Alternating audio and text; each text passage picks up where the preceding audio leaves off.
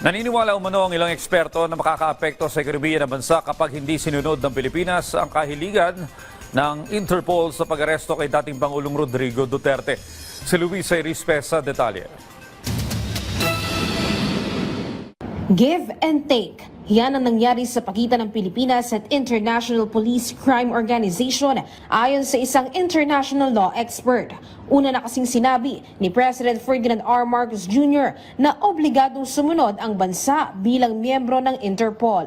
So if we are unable to provide support and cooperation on this, by the next time na kailangan din nating humingi ng tulong sa kanila dahil gusto nating tugisin itong kriminalidad na ito or tao na ito, how can you expect that they will also comply? Kumbaga, give and take lang ito sa diplomasya. Dagdag pa ng international law expert, posibleng mag-bounce back sa Pilipinas ang hindi pagsunod sa Interpol.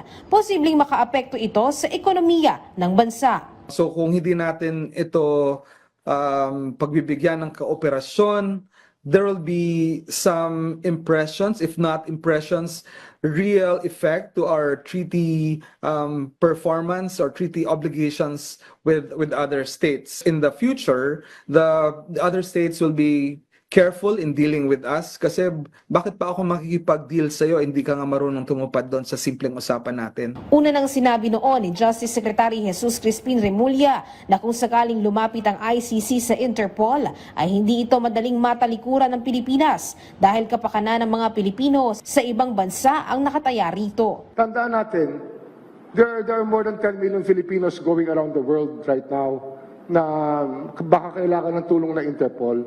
Kaya we value the Interpol over a lot of other things. Hindi naman tayo sinusuko kahit na anong bagay dito Kaya, alam mo, that's a political statement more than anything else.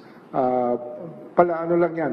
Yan lang yung kanyang political line na sinusunod. May ilang pagkakataon na rin na natulungan ng Interpol ang gobyerno. Kung matatandaan, matagal na ring may kooperasyon ng Pilipinas sa Interpol, gaya ng pagkakahuli kay dating Negros Oriental Congressman Arnolfo Teves Jr. sa Timor-Leste. Naibalik din sa bansa si former Bamban Mayor Alice Guo aka Guo Ping na pinaniniwalaang tumakas palabas ng Pilipinas. Pero umaapela pa rin ang kampo ni former President Rodrigo Duterte sa Korte Suprema ng Pilipinas. Humihirit sila ng temporary restraining order.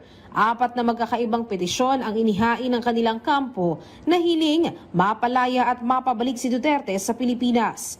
Pero mukhang huli na kapag naglabas ang SC ng TRO. Ayon pa rin yan sa isang eksperto. Can be considered as moot, pero pasensya, hindi ko kasi nabasa ang kanilang petition, pero kung titignan mo, kung dapat bang pigilan, ano pang pipigilan natin? I mean, that's the simple way to look at the mootness of that. Sinabi naman ng Korte Suprema na wala pang inilalabas sa TRO kaugnay ng petisyon. Pero sa naunang inihain ni na Senator Bato de la Rosa at ng dating presidente, sinabi ng SC na wala silang nakikitang malinaw na dahilan para maglabas ng TRO.